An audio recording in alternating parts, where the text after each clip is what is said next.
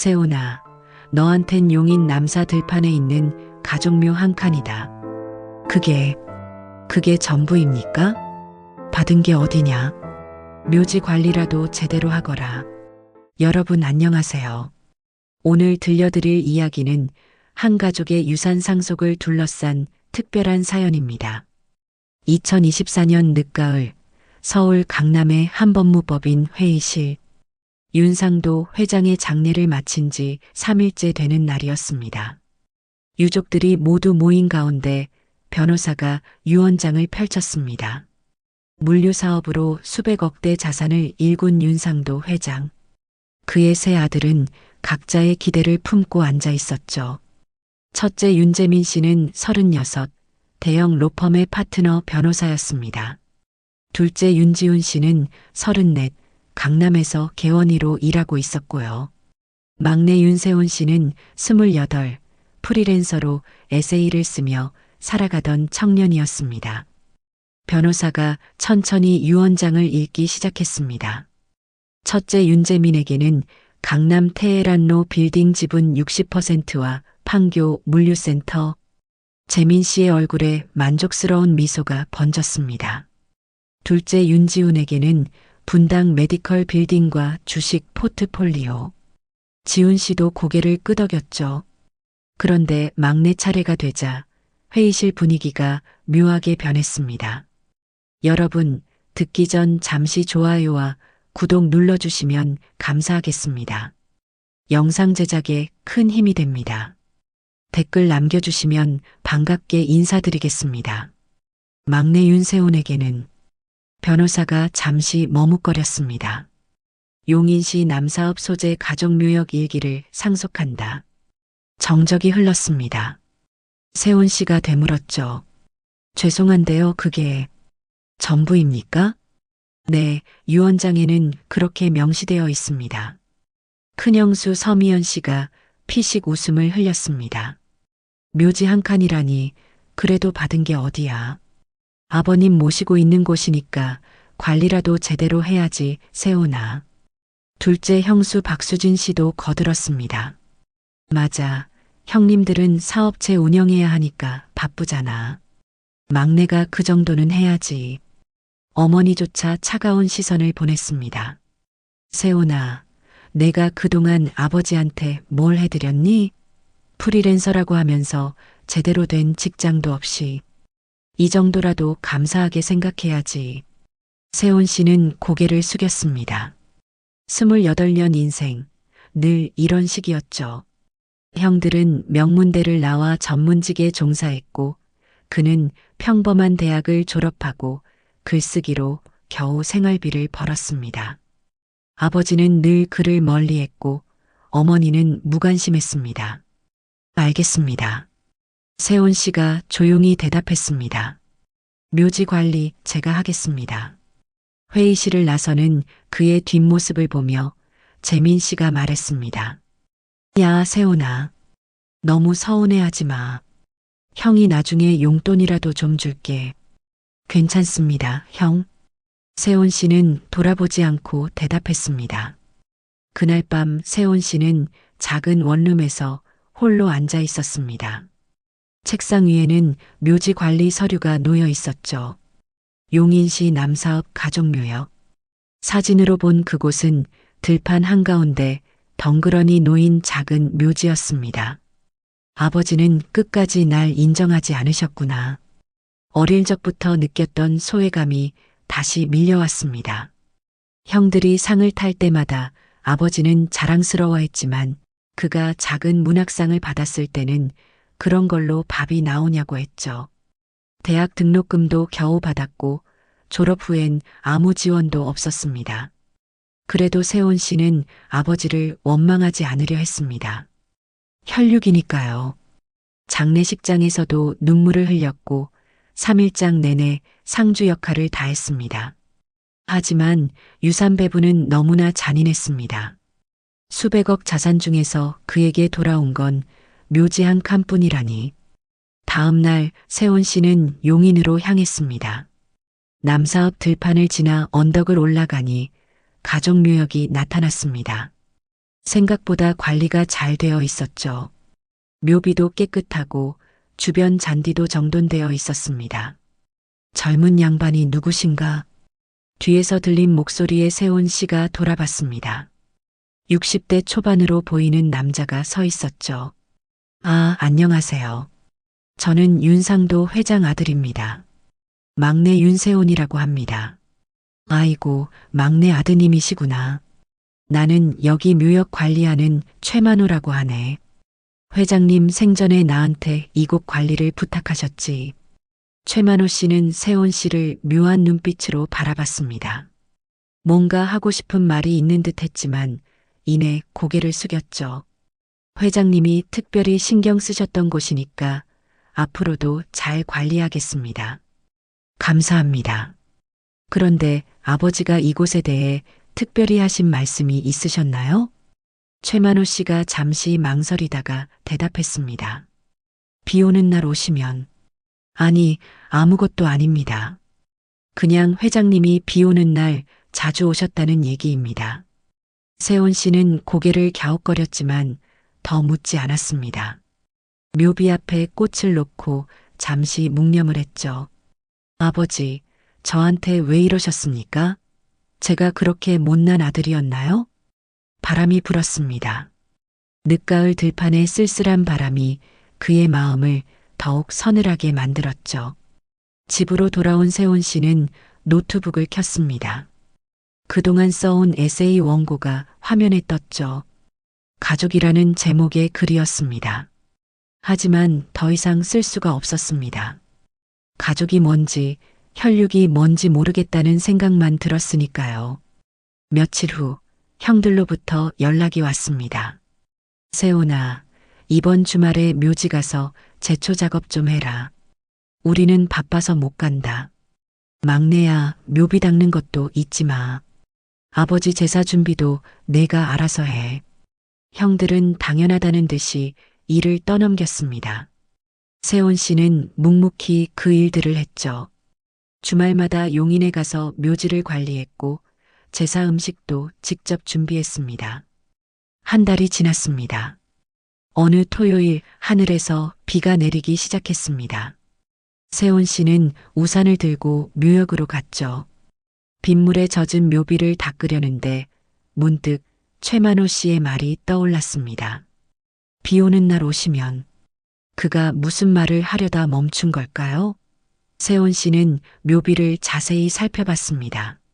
앞면에는 아버지의 이름과 생몰년월일이 새겨져 있었죠. 그런데 빗물이 묘비 뒷면으로 흘러내리는 걸 보니 뭔가 이상했습니다. 묘비 뒤로 돌아가 봤습니다. 평소엔 아무것도 보이지 않던 매끈한 화강암 표면에 빗물이 닿자 희미한 무늬가 드러났습니다. 세온 씨는 물을 더 부어봤죠. 그러자 무늬가 선명해졌습니다. 지도였습니다. 묘역 일대를 그린 지도에 X 표시가 되어 있었죠. 그 밑에는 작은 글씨가 새겨져 있었습니다. 북쪽 10걸음 큰 바위 아래. 세온 씨의 심장이 빠르게 뛰기 시작했습니다. 이게 뭘까요? 아버지가 남긴 메시지일까요? 그는 묘비에서 북쪽으로 10걸음을 걸었습니다. 정말로 큰 바위가 있었죠. 바위 주변의 흙을 파헤쳤습니다.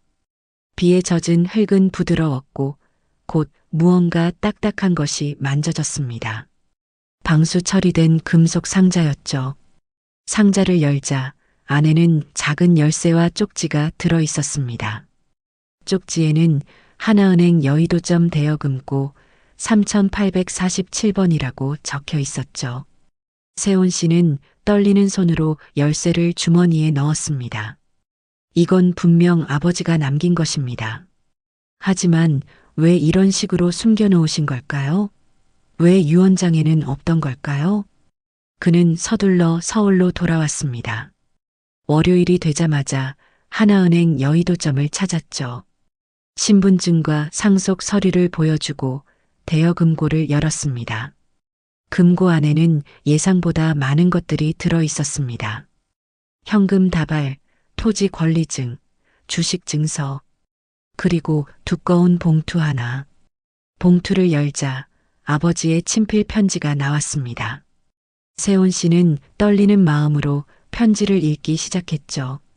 세온아, 내가 이 편지를 읽고 있다면 이미 내가 떠난 후겠구나. 편지의 첫 문장부터 세온 씨의 눈에 눈물이 고였습니다. 아버지가 자신에게 직접 쓴 편지라니 태어나서 처음이었죠.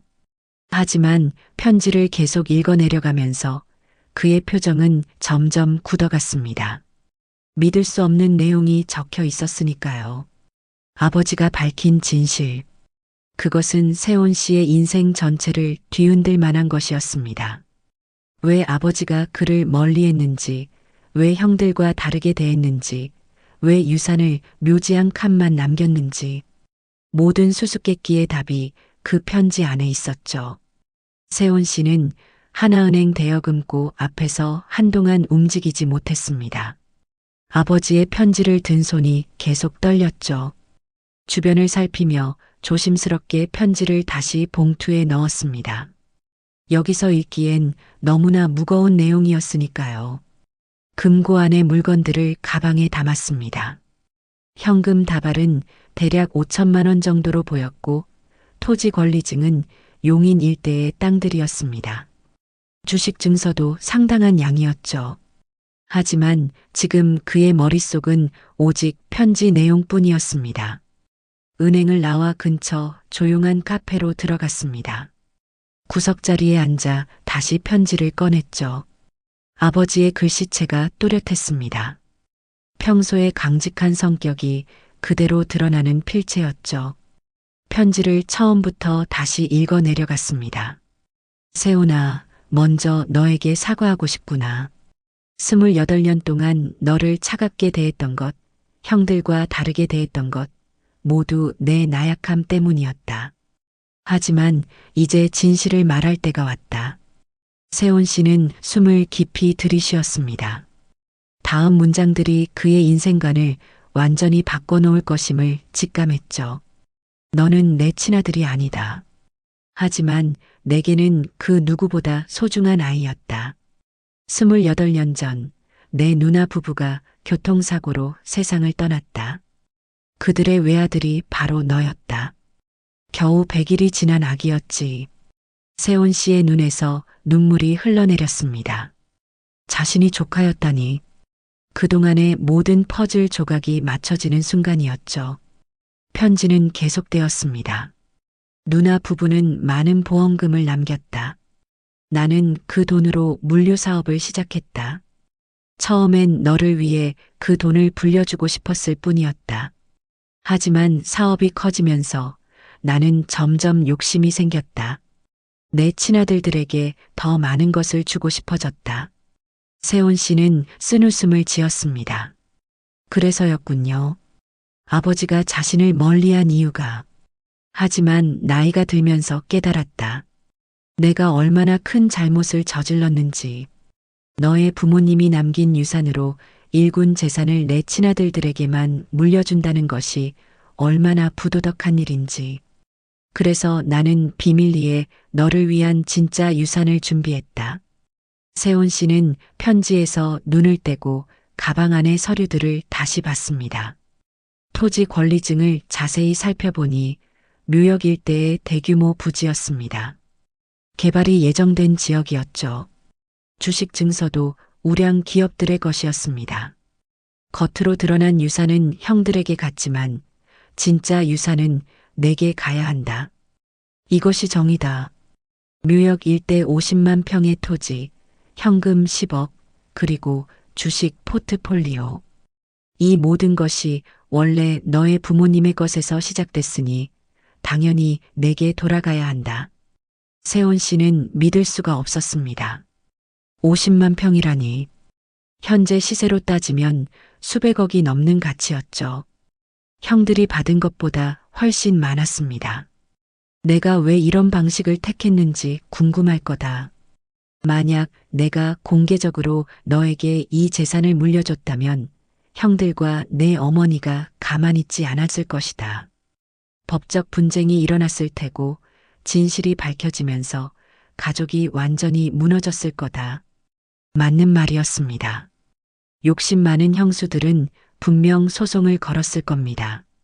그래서 나는 묘지만 남기는 것처럼 위장했다. 하지만 그 묘지가 바로 보물지도였던 거다. 비가 올 때만 보이는 표식을 만든 이유는 내가 진정으로 그곳을 아끼고 찾아올 때 발견하길 바랐기 때문이다. 세온 씨는 아버지의 치밀함에 감탄했습니다. 특수 코팅으로 비에만 반응하는 표식을 만들다니. 최만호 씨는 내가 신뢰하는 사람이다. 그가 너를 지켜봤을 거다. 내가 성실하게 묘지를 관리하는 걸 확인하고 나서야 힌트를 주도록 했다. 다행히 너는 기대를 저버리지 않았구나. 그제야 최만호 씨의 묘한 눈빛이 이해됐습니다. 그는 세온 씨를 시험하고 있었던 거죠. 편지는 더 충격적인 내용으로 이어졌습니다. 내 형들이 받은 유산에는 함정이 있다. 내가 일부러 부채가 많이 딸린 자산들을 줬다. 겉보기엔 화려하지만 관리를 잘못하면 오히려 독이 될 수 있는 것들이다. 아마 1년 안에 그들은 어려움을 겪을 거다. 세온 씨는 놀랐습니다. 아버지가 이런 계산까지 했다니. 이것은 복수가 아니다. 교훈을 주고 싶었을 뿐이다.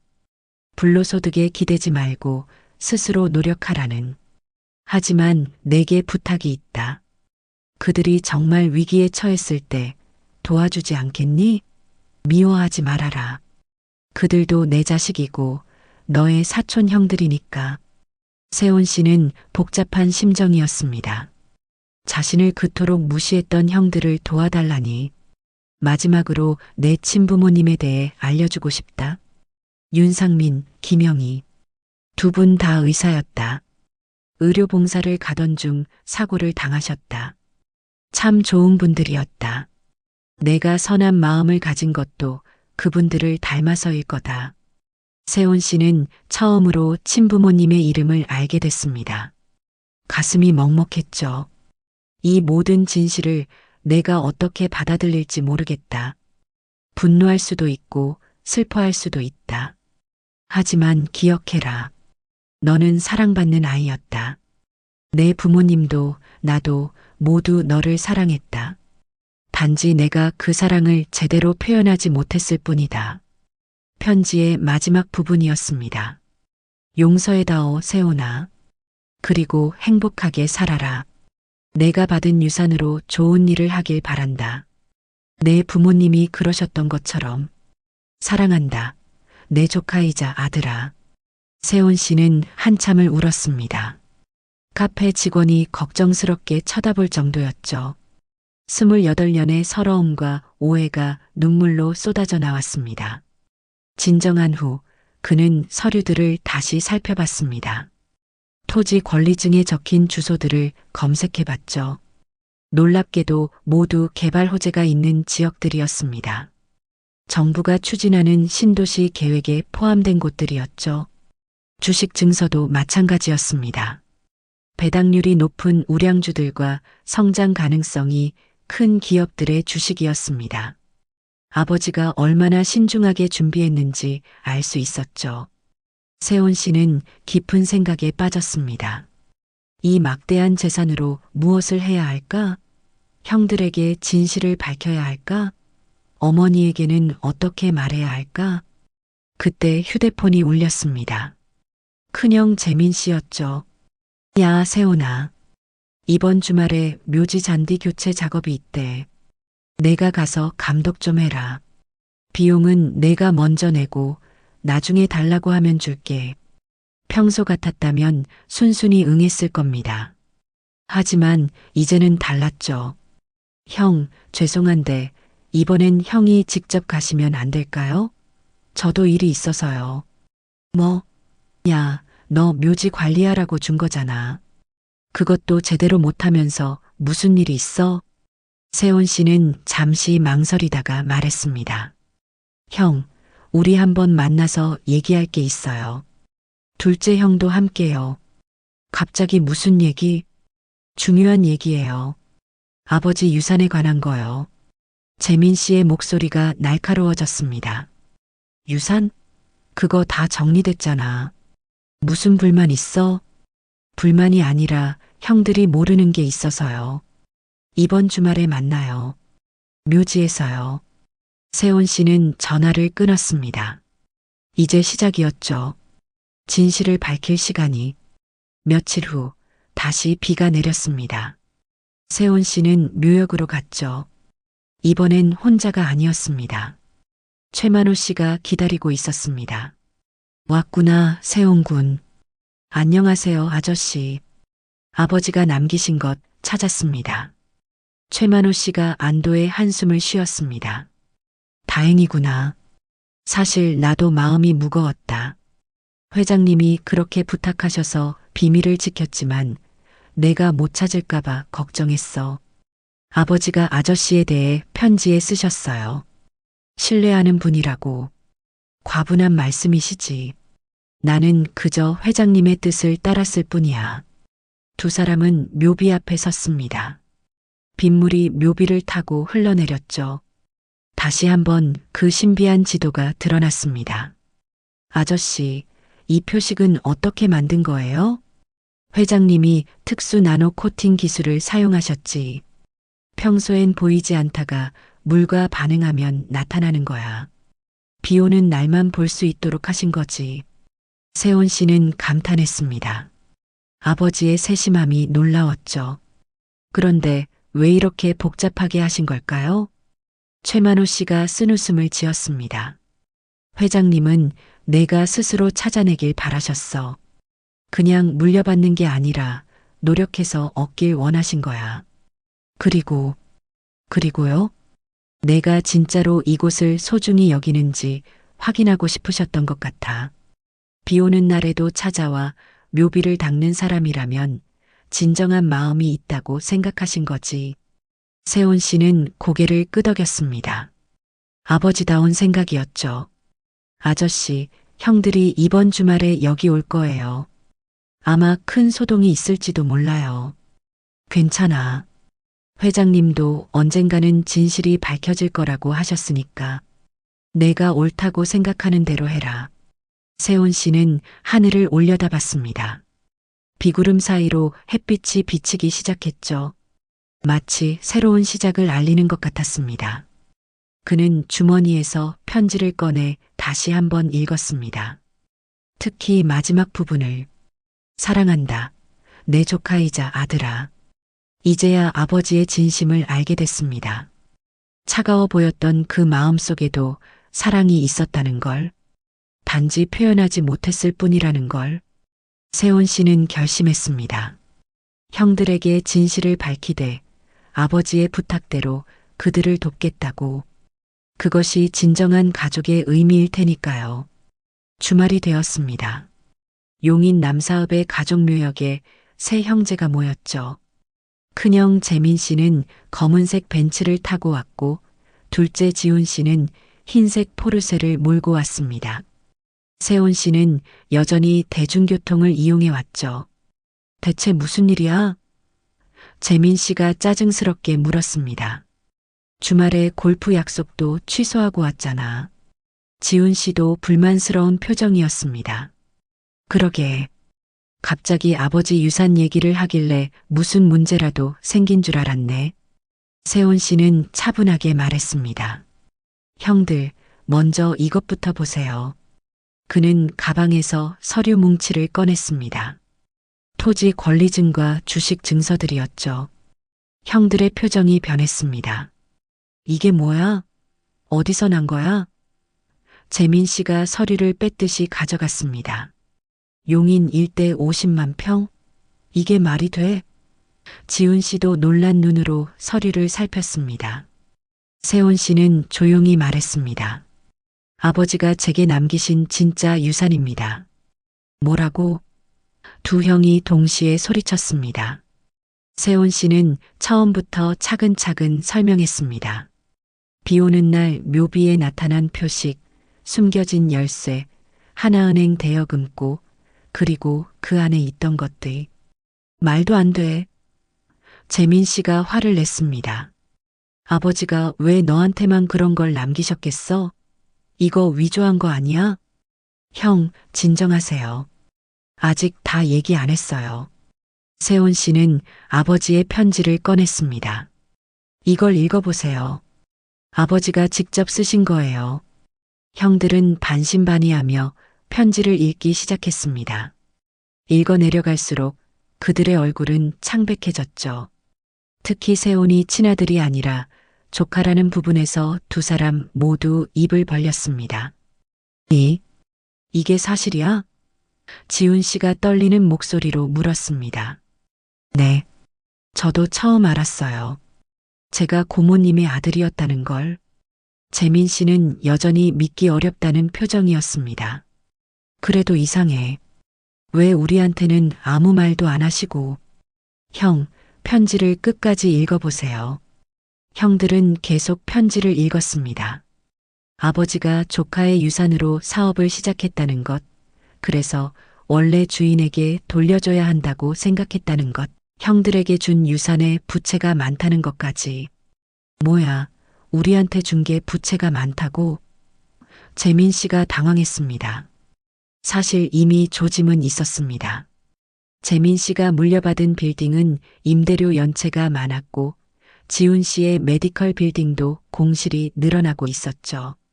하지만 그들은 곧 나아질 거라고 생각했었습니다.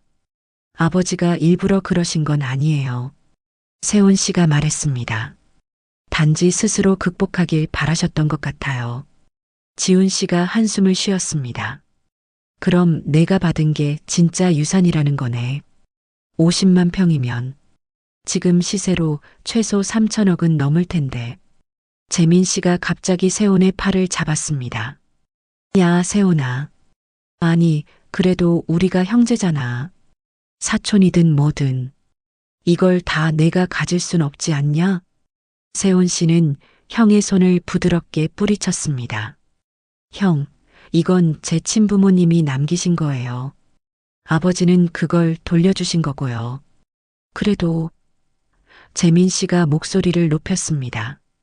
우리가 28년 동안 한 가족으로 살았잖아. 맞아요. 한 가족으로 살았죠. 세훈 씨가 쓴웃음을 지었습니다. 형들은 저를 어떻게 대했나요? 막내라고, 못난 놈이라고, 프리랜서 주제에 뭘 아냐고. 그렇게 무시했잖아요. 형들이 말문이 막혔습니다. 하지만 전 형들을 원망하지 않아요. 아버지가 부탁하셨거든요. 형들이 어려울 때 도와달라고. 지훈 씨가 조심스럽게 물었습니다. 너, 우리를 도와줄 거야? 조건이 있어요. 세훈 씨가 말했습니다. 첫째, 앞으로 저를 동등하게 대해주세요. 둘째, 제가 하려는 일에 협조해주세요. 무슨 일? 재민 씨가 물었습니다. 교통사고 유가족 지원 재단을 만들려고 해요. 제 친부모님을 기리는 의미에서요. 형들은 서로를 바라봤습니다.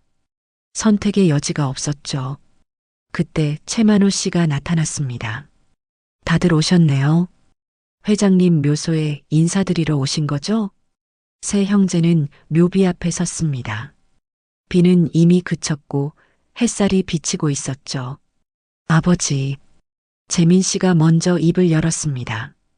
저희가 너무 욕심이 많았나 봅니다. 죄송합니다. 지훈 씨도 고개를 숙였습니다. 세훈이를, 아니, 동생을 제대로 대하지 못해 죄송해요. 세훈 씨는 묘비를 바라보며 말했습니다. 아버지, 이제야 아버지의 마음을 알 것 같아요. 사랑한다고 말씀하셨죠. 저도 아버지를 사랑합니다. 그리고 용서합니다. 최만호 씨가 옆에서 지켜보며 눈시울을 붉혔습니다. 회장님이 보셨다면 기뻐하셨을 거야. 아저씨, 세훈 씨가 말했습니다. 형들에게도 보여드리고 싶은 게 있어요. 그는 묘비 뒤쪽으로 형들을 데려갔습니다. 물통에서 물을 조금씩 부었죠. 그러자 다시 그 신비한 지도가 나타났습니다. 세상에, 지훈 씨가 감탄했습니다. 이런 기술이 있었다니. 아버지답네. 재민 씨도 인정했습니다. 끝까지 철저하셨어. 세훈 씨는 형들을 보며 말했습니다. 형들, 우리 처음부터 다시 시작해요. 진짜 가족으로. 그런데 재민 씨가 걱정스럽게 물었습니다. 어머니한테는 어떻게 말하지? 내가 조카라는 걸 아시면. 어머니는 이미 알고 계셨을 거예요. 지훈 씨가 말했습니다.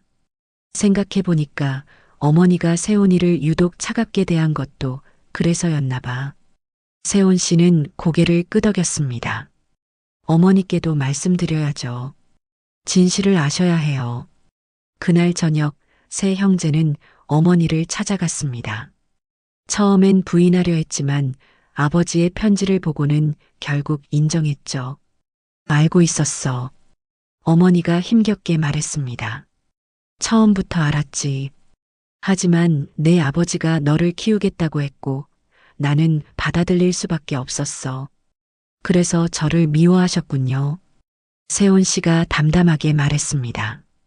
미워했다기보다는 불편했어. 내가 있다는 것. 재단 설립 준비가 한창이던 어느 날 세훈 씨는 아버지의 서재를 정리하러 갔습니다. 형들이 물려받은 집은 이미 매물로 나와 있었지만 서재만큼은 아직 손대지 않은 상태였죠. 책장 가득한 경영 서적들 사이에서 낡은 일기장 하나를 발견했습니다. 1996년, 그러니까 세훈이 태어나던 해부터 시작된 일기였죠. 오늘 누나 부부가 세상을 떠났다. 100일 된 세훈이를 안고 병원에서 나오는데 이 아이를 어떻게 해야 할지 막막하다. 누나가 남긴 보험금이 5억이다. 이 돈으로 세훈이를 잘 키워야겠다. 세훈 씨는 일기를 계속 읽어 내려갔습니다. 아버지의 고민과 갈등이 고스란히 담겨 있었죠. 2000년 3월, 물류 사업이 궤도에 올랐다. 세훈이 돈으로 시작한 사업인데 내가 점점 욕심이 난다. 재민이와 지훈이에게 더 좋은 것을 해주고 싶다. 이런 마음을 가져도 되는 걸까? 2005년 7월, 세훈이가 초등학교에서 상을 받아왔다. 글짓기 대회 최우수상이다. 하지만 나는 축하해주지 못했다. 이 아이를 가까이 하면 할수록 죄책감이 커진다. 읽을수록 아버지의 마음이 느껴졌습니다. 사랑과 죄책감 사이에서 평생 갈등했던 한 남자의 이야기였죠. 그때 문이 열리고 재민 씨가 들어왔습니다. 여기 있었구나. 뭘 읽고 있어? 아버지 일기예요. 세훈 씨가 일기장을 보여줬습니다. 재민 씨도 함께 읽기 시작했습니다. 특히 한 대목에서 멈췄죠. 2010년 12월, 재민이가 사법고시에 합격했다. 자랑스럽다. 하지만 이 성공도 결국 세훈이 부모님의 돈에서 시작된 것이다. 재민이 학원비, 유학비, 모든 게 그 돈에서 나왔다. 어떻게 갚아야 할까? 재민 씨의 얼굴이 복잡해졌습니다. 내가 받은 모든 게 결국 내 돈이었구나. 형, 그렇게 생각하지 마세요. 아버지가 노력하신 거예요. 아니야. 재민 씨가 고개를 저었습니다. 아버지 일기를 보니 더 확실해. 진짜 상속인은 너야. 우리가 받은 건 오히려 과분했어. 그때 지훈 씨도 서재로 들어왔습니다. 형들, 큰일이야. 형수가, 서미연 씨가 또 문제를 일으킨 것이었습니다. 세훈이 준 돈으로 빚을 정리하기로 했는데 그중 일부로 다시 코인 투자를 한 거죠. 미안해, 세훈아. 재민 씨가 고개를 숙였습니다. 내가 안 해도 제대로 못 말리고. 세훈 씨는 한숨을 쉬었습니다. 하지만 화를 내지는 않았죠. 형수를 데려오세요. 얘기를 해야겠어요. 잠시 후 서미연 씨가 불안한 표정으로 들어왔습니다. 세훈아, 미안해. 그런데 이번엔 정말 확실한 정보였어. 조금만 기다리면. 형수, 세훈 씨가 차분하게 말했습니다. 제가 아버지 일기를 형수께도 보여드릴게요. 그는 특정 페이지를 펼쳤습니다. 2018년의 일기였죠. 오늘 미연이가 또 투자 실패를 했다고 한다. 재민이가 고생하는 게 안타깝다. 하지만 이것도 교훈이 될 것이다. 불로소득에 대한 환상이 얼마나 위험한지. 서미연 씨가 얼굴을 붉혔습니다. 형수, 아버지는 이미 알고 계셨어요. 그래서 일부러 부채가 많은 자산을 주신 거고요. 교훈을 주려고요. 그럼 처음부터 우리를 시험한 거야? 서미연 씨가 물었습니다. 시험이 아니라 가르침이었어요. 진짜 부는 노력으로 만드는 거라고. 세훈 씨는 서재 한쪽 금고를 열었습니다. 그 안에는 또 다른 서류들이 있었죠. 아버지가 28년 동안 세훈의 이름으로 적립한 펀드 내역이었습니다. 매달 100만 원씩 28년 동안 한 번도 빠지지 않고 적립하셨네요. 복리로 불어서 지금 15억 정도 됩니다. 형제들이 놀랐습니다. 아버지는 저를 완전히 버리지 않으셨어요. 오히려 가장 확실한 방법으로 지켜주신 거죠. 시간과 복리의 힘으로. 지훈 씨가 말했습니다. 정말 아버지다운 방법이네. 조용히, 꾸준히, 확실하게. 세훈 씨는 책상 서랍에서 또 다른 봉투를 꺼냈습니다. 재민, 지훈에게라고 적혀 있었죠. 이것도 있었어요. 형들에게 쓰신 편지예요. 두 형이 편지를 열었습니다. 아들들아, 너희가 이 편지를 읽는다면 이미 세훈이를 통해 진실을 알았을 것이다. 미안하다. 너희를 속였던 것이. 하지만 기억해라. 너희가 받은 교육, 경험, 지식은 누구도 빼앗을 수 없는 진짜 재산이다. 그것으로 다시 시작해라. 세훈이와 함께. 재민 씨가 눈물을 닦았습니다. 아버지가 다 계획하신 거였어. 그날 저녁 가족 모두가 한자리에 모였습니다. 어머니와 형수들, 그리고 아이들까지. 세훈 씨는 모든 진실을 공개했죠. 제가 받은 유산으로 재단을 만들 겁니다. 하지만 이건 저 혼자 하는 게 아니에요. 우리 가족 모두가 함께 하는 거예요. 어머니가 물었습니다. 나도 할 수 있는 게 있을까? 물론이죠, 어머니. 어머니는 재단 이사장을 맡아주세요. 28년 동안 저를 키워주셨잖아요. 비록 차갑게 대하셨지만 그래도 한 지붕 아래 살게 해주셨어요. 어머니가 울었습니다. 미안하다, 세훈아. 정말 미안해. 어머니, 이제 과거는 잊어요. 우리 새로 시작해요. 박수진 씨가 조심스럽게 말했습니다. 저도 도울게요. 간호사 출신이니까 의료 봉사 쪽으로. 좋아요, 둘째 형수. 그런데 한 가지 조건이 있어요. 모두가요. 가족들이 세훈을 바라봤습니다. 투기와 도박은 완전히 끊으셔야 해요. 우리 재단은 정직한 노력으로 운영될 거예요. 아버지가 원하셨던 것처럼. 서미연 씨가 고개를 숙였습니다. 약속할게. 다시는 안 할게. 세훈 씨는 테이블 위에 서류를 펼쳤습니다. 재단 정관과 사업 계획서였죠. 첫 번째 사업은 천사 가족 프로젝트예요. 교통사고로 부모를 잃은 아이들을 후원 가족과 연결해 주는 거예요. 경제적 지원뿐 아니라 정서적 지원도요. 재민 씨가 덧붙였습니다. 법률적으로는 내가 지원할게. 보험금 수령이나 손해배상 소송 같은 거. 지훈 씨도 말했습니다. 의료 지원은 내가 맡을게. 트라우마 치료도 중요하니까. 세훈 씨는 미소를 지었습니다. 고마워요, 형들. 그런데 어머니가 물었습니다. 재단 자금은 충분한 거니? 네, 어머니. 토지 일부를 매각하면 운영 자금은 충분해요. 그리고 나머지 토지는 개발되면 더 큰 가치가 될 거예요. 그때 재단을 확장할 계획이에요. 가족들이 놀랐습니다. 세훈의 계획이 이렇게 구체적일 줄은 몰랐죠. 사실 저도 그동안 놀고만 있던 게 아니에요. 세훈 씨가 웃었습니다. 프리랜서 일하면서 경제 공부를 많이 했어요. 아버지의 경영 철학도 연구했고요. 재민 씨가 동생의 어깨를 두드렸습니다. 이제 보니 내가 우리 중에 가장 아버지를 닮았구나. 맞아. 지훈 씨도 동의했습니다. 조용하지만 치밀하고 겸손하지만 단호하고. 세훈 씨는 창밖을 바라봤습니다.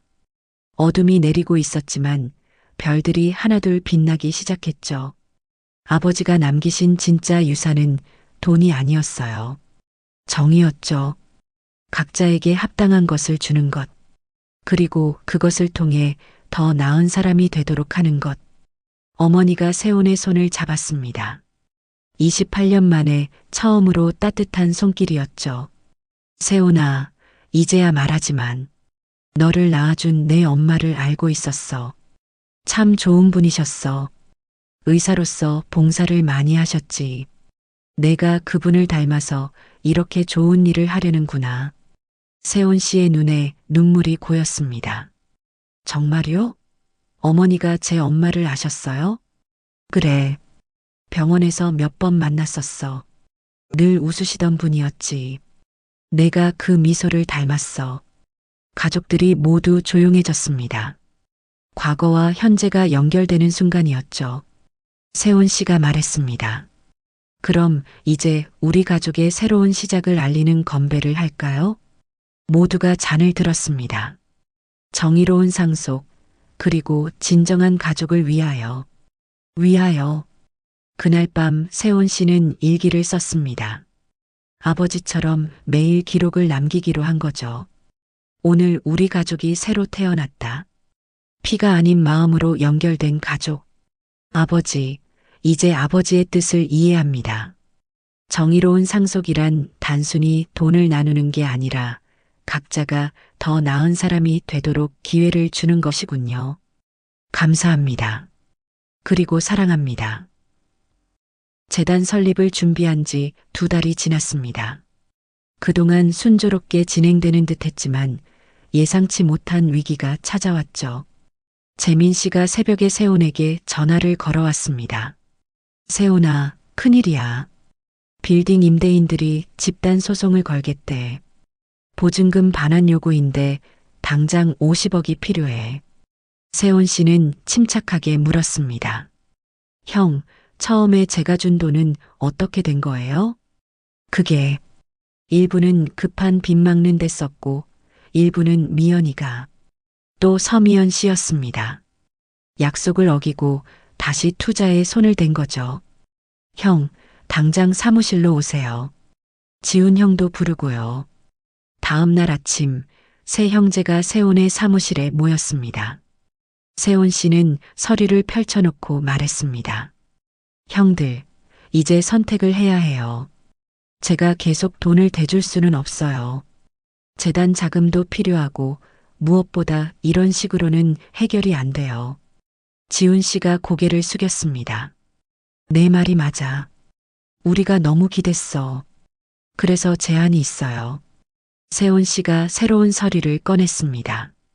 형들이 가진 자산을 모두 정리하고 파산 신청을 하세요. 파산? 재민 씨가 놀랐습니다. 네. 깨끗이 정리하고 새로 시작하는 거예요. 대신 제가 형들을 재단의 정식 직원으로 고용할게요. 안정적인 월급을 드리고요. 형들이 서로를 바라봤습니다. 자존심 상하는 일이었지만 다른 방법이 없었죠. 그리고 형수들은 세훈 씨가 잠시 망설이다 말했습니다. 투자 중독 치료를 받으셔야 해요. 이건 협상이 아니라 조건이에요. 그때 문이 열리고 서미연 씨와 박수진 씨가 들어왔습니다. 재민 씨가 불러온 거죠. 다 들었어요. 서미연 씨가 눈물을 흘렸습니다. 미안해요, 세훈 씨. 제가 모든 걸 망쳤어요. 세훈 씨는 차분하게 말했습니다. 형수, 이제라도 인정하신 게 다행이에요. 도박 중독은 병이에요. 치료받으면 나을 수 있어요. 박수진 씨도 고백했습니다. 사실 저도 주식으로 날린 게 있어요. 5억 정도. 지훈 씨한테 말 못했어요. 지훈 씨가 놀라서 아내를 봤습니다. 뭐라고? 미안해요. 나도 한탕주의에 빠졌었어요. 세온 씨는 한숨을 쉬었습니다. 하지만 화를 내지는 않았죠. 대신 전화기를 들었습니다. 최만우 아저씨? 네, 저 세온이에요. 부탁드릴 게 있어서요. 최만우 씨는 사실 단순한 묘지 관리인이 아니었습니다. 은퇴한 정신과 의사였죠. 아버지가 특별히 부탁해서 묘지 관리를 맡긴 거였습니다. 형수들을 좀 도와주실 수 있을까요? 투자 중독 치료요. 최만우 씨가 웃었습니다. 회장님이 예상하신 일이네. 알겠어. 내가 돕지. 며칠 후 형들의 파산 신청이 받아들여졌습니다. 언론에도 보도됐죠. 윤상도 회장 아들들 투자 실패로 파산. 창피한 일이었지만 형들은 담담하게 받아들였습니다. 오히려 홀가분해. 재민 씨가 말했습니다. 그동안 아버지 이름에 기대 살았구나 싶어. 지훈 씨도 동의했습니다. 맞아. 이제 진짜 내 실력으로 살아야지. 세온 씨는 형들에게 재단 사무실을 보여줬습니다. 용인의 한 건물을 임대해 꾸민 곳이었죠. 여기가 형의 사무실이에요. 법률 지원팀장실이죠. 재민 씨가 감동했습니다. 과분해. 정말로. 그리고 여기는 지훈 형 사무실. 의료지원팀장실이에요. 지훈 씨가 세온의 손을 잡았습니다. 고마워. 진짜 고마워. 재단의 첫 지원 대상자가 정해졌습니다. 부모님을 교통사고로 잃은 5살 아이였죠. 할머니와 단둘이 살고 있었습니다. 이 아이가 첫 번째예요. 세온 씨가 사진을 보여줬습니다. 이름은 김민준. 저처럼 교통사고로 고아가 됐어요. 재민 씨가 서류를 검토했습니다. 보험금 문제가 복잡하네. 내가 해결할게. 지훈 씨도 말했습니다. 트라우마 치료가 필요해 보여. 좋은 선생님 소개할게. 세온 씨는 미소를 지었습니다. 형들이 진심으로 일에 임하는 게 보였으니까요. 한 달 후 재단 창립 행사가 열렸습니다. 많은 사람들이 왔죠. 특히 아버지의 사업 파트너들이 많이 참석했습니다. 세온 군 대단하네. 한 회장이 말했습니다. 아버지를 닮아 선한 일을 하는구나. 과분한 말씀이십니다. 세온 씨가 겸손하게 답했습니다. 행사장 한쪽에선 서미연 씨와 박수진 씨가 봉사자로 일하고 있었습니다.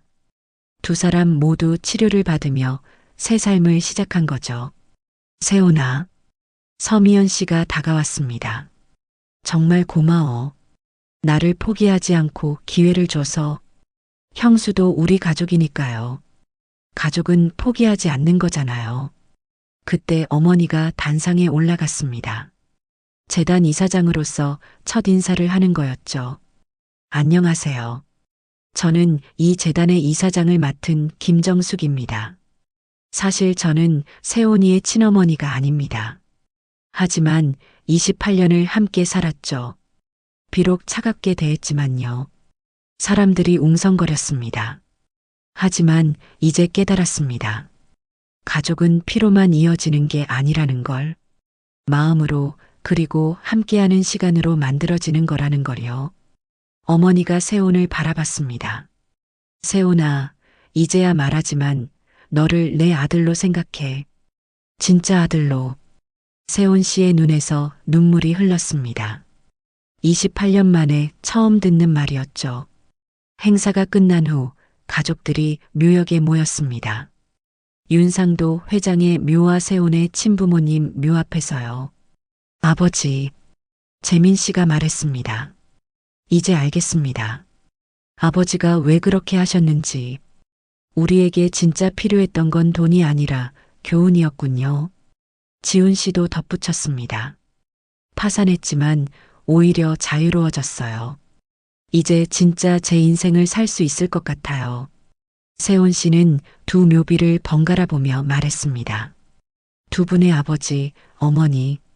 이제 저희는 진짜 가족이 됐어요. 피는 달라도 마음은 하나예요. 그때 최만호 씨가 나타났습니다. 다들 모였구나. 회장님이 남기신 게 하나 더 있어. 모두가 놀랐습니다. 또 뭐가 있단 말인가요? 최만호 씨가 봉투를 꺼냈습니다. 이건 회장님이 돌아가시기 일주일 전에 주신 거야. 재단이 성공적으로 설립되면 전하라고 하셨지. 세훈 씨가 봉투를 열었습니다. 또다시 아버지의 편지였죠. 가족에게 너희가 이 편지를 읽는다면 이미 화해하고 함께 일하고 있겠지. 내가 바란 것이 바로 그것이었다. 돈은 수단일 뿐이었어. 진짜 목적은 너희가 진정한 가족이 되는 것이었다. 편지는 계속됐습니다. 재민아, 지훈아, 너희가 파산할 거라는 것도 예상했다. 하지만 그것이 너희에게는 약이 될 거다. 밑바닥에서 다시 시작하는 법을 배우게 될 테니까. 두 형이 고개를 숙였습니다. 그리고 세훈아, 너는 내가 가장 미안하면서도 자랑스러운 아이다. 내가 형들을 용서하고 도와줄 거라 믿었다. 그것이 내 부모님의 뜻이기도 할 거라 생각했고, 세훈 씨가 눈물을 닦았습니다. 마지막으로 당부한다. 재단을 통해 많은 아이들을 도와라. 너희가 받은 상처를 딛고 일어선 것처럼 그 아이들도 일어설 수 있도록. 그것이 진정한 상속이다. 돈이 아닌 희망을 물려주는 것. 편지의 마지막에는 이렇게 적혀 있었습니다. 사랑한다. 내 모든 아들들아. 그리고 이제는 안심하고 떠난다. 가족들이 모두 울었습니다. 아버지의 진정한 사랑을 이제야 온전히 느낀 거죠. 세훈 씨가 말했습니다. 형들, 우리 정말 열심히 해요. 아버지가 바라신 대로. 그래. 재민 씨가 동생의 어깨를 감쌌습니다. 이제 우리가 진짜 형제다. 맞아. 지훈 씨도 합류했습니다. 돕대 휘둘리지 않고 각자의 자리에서 최선을 다하자. 해가 저물고 있었습니다. 하지만 그들에게는 새로운 아침이 시작되고 있었죠. 돈이 아닌 사랑으로, 혈연이 아닌 마음으로 이어진 진짜 가족의 이야기가. 재단이 설립된 지 1년이 지났습니다. 그동안 25명의 아이들이 도움을 받았고 10가족이 새로운 희망을 찾았죠. 오늘은 특별한 날이었습니다. 윤상도 회장의 일주기였거든요. 아침 일찍 가족들이 묘역에 모였습니다. 작년과는 완전히 달라진 모습이었죠. 재민 씨는 소박한 국산차를 타고 왔고 지훈 씨는 아예 대중교통을 이용했습니다. 화려했던 형수들도 수수한 차림이었죠. 벌써 1년이네. 어머니가 묘비를 쓰다듬으며 말했습니다. 여보, 당신이 보셨다면 기뻐하셨을 거예요. 우리가 이렇게 변한 걸. 세훈 씨가 꽃을 놓으며 말했습니다. 아버지, 저희 잘 지내고 있어요. 형들도 열심히 일하고 있고 형수들도 완전히 나으셨어요. 서미연 씨가 고개를 숙였습니다. 아버님, 죄송했어요. 이제야 깨달았어요. 진짜 부자는 돈이 많은 사람이 아니라 만족할 줄 아는 사람이라는 걸. 박수진 씨도 덧붙였습니다. 맞아요. 투자로 잃은 돈보다 가족과 함께하는 시간이 훨씬 소중하다는 걸 이제 알아요. 재민 씨가 보고서를 꺼냈습니다. 아버지, 재단 1년 실적 보고 드릴게요. 법률 지원 48건, 승소율 92%, 보험금 수령액 총 15억. 모두 아이들에게 돌아갔습니다. 지훈 씨도 이어서 말했습니다. 의료 지원은 연인원 312명, 트라우마 치료 완치율 78%. 아버지가 보시면 뿌듯해 하실 거예요. 세훈 씨는 옆에 있는 친부모님 묘소로 갔습니다. 엄마, 아빠, 저 잘 살고 있어요. 두 분이 못다한 일을 이어가고 있어요. 그때 누군가 묘역으로 올라오는 소리가 들렸습니다. 돌아보니 낯선 노부부였죠. 실례합니다. 노신사가 말했습니다. 혹시 윤세훈 씨 맞으신가요? 네, 맞습니다. 그런데 누구신지. 저희는 김민준이 할아버지, 할머니입니다. 재단에서 도움받은 아이요. 아, 재단의 첫 번째 지원 아동이었죠. 세온 씨가 반갑게 맞았습니다. 어르신, 어쩐 일로 여기까지?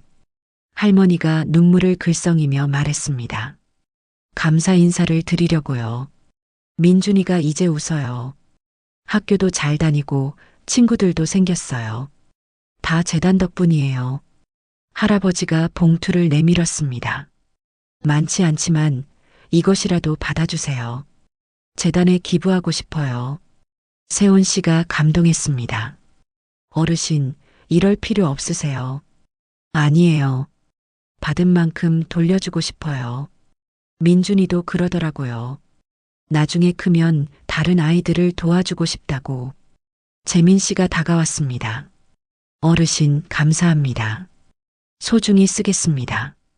그리고 민준이가 원한다면 나중에 재단에서 일할 수 있는 기회도 드릴게요. 노부부가 감사 인사를 하고 내려간 후 가족들은 묘한 감동에 빠졌습니다. 저게 진짜 상속이구나. 지훈 씨가 말했습니다. 받은 사랑을 다시 나누는 것. 맞아. 세온 씨가 고개를 끄덕였습니다. 아버지가 원하신 게 바로 이거였을 거예요. 최만호 씨가 나타났습니다. 다들 있구나. 오늘 좋은 소식이 있어. 무슨 소식이에요? 어머니가 물었습니다. 용인시에서 재단을 올해의 사회공헌단체로 선정했대. 시상식도 있고 모두가 기뻐했습니다. 1년 만에 이룬 성과였죠. 그리고 최만호 씨가 덧붙였습니다. 세온 군이 쓴 책이 출간된다면서? 세온 씨가 수줍게 웃었습니다. 네. 피보다 진한 마음이라는 제목이에요. 우리 가족 이야기예요. 인쇄는? 재민 씨가 물었습니다. 전액재단에 기부할 거예요. 형들이 동생을 자랑스럽게 바라봤습니다. 근데 책에 우리 얘기도 다 나오는 거야? 서미연 씨가 걱정스럽게 물었습니다. 형수, 걱정 마세요. 투자 중독에서 벗어나 새 삶을 찾은 이야기로 썼어요. 다른 중독자들에게 희망을 주는 내용이에요. 박수진 씨가 말했습니다. 오히려 좋아. 우리 실수가 다른 사람들에게 교훈이 된다면. 해가 중천에 떴습니다. 따뜻한 햇살이 묘역을 비췄죠. 있잖아요. 세온 씨가 말했습니다. 제가 깨달은 게 있어요. 아버지는 우리에게 시험을 주신 게 아니라 기회를 주신 거예요. 무슨 기회? 지훈 씨가 물었습니다. 서로를 진정으로 이해하고 사랑할 기회요. 돈이 없어지니까 오히려 서로가 보이잖아요. 형들의 진심도, 형수들의 아픔도, 어머니의 외로움도. 어머니가 세온의 손을 잡았습니다. 너도 마찬가지야. 우리가 너를 제대로 보지 못했어. 내가 얼마나 따뜻한 아이인지, 얼마나 강한 아이인지. 전 강하지 않아요. 세온 씨가 고개를 저었습니다. 그저 아버지가 남기신 사랑을 실천하려 노력할 뿐이에요. 재민 씨가 제안했습니다. 우리 매년 오늘을 가족의 날로 정하는 게 어때? 아버지 기일이자 우리가 새로 태어난 날로. 모두가 동의했습니다. 그들은 묘비 앞에 둘러앉았습니다. 어머니가 준비해온 김밥을 나눠 먹으며 이야기를 나눴죠. 재단일, 아이들 이야기, 미래 계획. 내년엔 지점을 늘려야 할 것 같아. 재민 씨가 말했습니다. 서울에도 하나, 부산에도 하나. 의료진도 더 필요해요. 지훈 씨가 덧붙였습니다. 자원봉사 의사들이 많이 지원하고 있어요. 세온 씨는 미소를 지었습니다. 좋아요. 천천히 하지만 확실하게 성장시켜요. 아버지처럼. 오후가 되자 또 다른 방문객들이 왔습니다. 재단에서 도움받은 가족들이었죠. 아이들이 직접 그린 그림과 편지를 가져왔습니다. 할아버지, 고마워요. 한 아이가 묘비 앞에 그림을 놓았습니다. 하늘의 천사가 된 윤상도 회장을 그린 그림이었죠. 세훈 씨는 아이의 머리를 쓰다듬었습니다. 할아버지가 하늘에서 지켜보고 계실 거야. 저녁 무렵 가족들은 마지막 인사를 했습니다. 아버지, 세훈 씨가 묘비 앞에 섰습니다. 이제 정말 이해해요. 피는 우연이지만 마음은 선택이라는 걸. 우리는 서로를 선택했어요. 진짜 가족으로. 재민 씨와 지훈 씨도 동생 옆에 섰습니다. 아버지가 주신 교훈 평생 잊지 않을게요. 재민 씨가 말했습니다. 저희가 받은 사랑 계속 나누며 살게요. 지훈 씨가 덧붙였습니다. 어머니가 마지막으로 묘비를 쓰다듬었습니다. 여보, 고마워요. 당신이 남긴 사랑으로 우리가 이렇게 하나가 됐어요. 그들이 묘역을 내려오는데 석양이 하늘을 붉게 물들였습니다. 아름다운 저녁이었죠. 저기 보세요. 박수진 씨가 하늘을 가리켰습니다. 무지개예요. 비도 오지 않았는데 무지개가 떴습니다. 마치 하늘에서 보내는 축복 같았죠. 아버지가 보내시는 신호일까? 세훈 씨가 중얼거렸습니다. 그럴 거야. 어머니가 미소를 지었습니다. 잘했다고, 계속 그렇게 살라고. 집으로 돌아가는 길 세훈 씨는 가족들을 바라봤습니다. 1년 전과는 완전히 달라진 모습이었죠. 허영과 욕심 대신 소박함과 만족이, 경쟁과 시기 대신 협력과 사랑이 자리 잡았습니다. 아버지, 감사합니다. 세훈 씨가 마음속으로 말했습니다. 묘지 한 칸에서 시작된 이야기가 이렇게 아름답게 끝날 줄은 몰랐어요. 아니, 이건 끝이 아니라 새로운 시작이겠죠. 그날 밤 세훈 씨는 일기장에 썼습니다. 오늘로 우리 가족의 변화가 1년이 됐다. 돈을 잃고 가족을 찾았다. 혈연을 넘어 마음으로 연결됐다. 이것이 아버지가 주신 최고의 유산이다. 피보다 진한 마음, 그것이 진짜 가족이다. 여러분, 이 이야기를 들으시면서 어떤 생각이 드셨나요? 진정한 유산이란 무엇일까요? 가족의 의미는 무엇일까요? 때로는 우리가 가장 소중한 것을 잃어버려야만 정작 중요한 것이 무엇인지 깨닫게 되는 것 같습니다. 윤세훈 씨 가족처럼 말이죠. 혹시 여러분도 비슷한 경험이 있으신가요? 가족과의 갈등을 극복한 이야기 또는 진정한 화해의 순간이 있으셨다면 댓글로 나눠주세요. 여러분의 이야기도 듣고 싶습니다. 우리 모두가 조금씩 마음을 열고 서로를 이해한다면 이 세상이 좀 더 따뜻해지지 않을까요?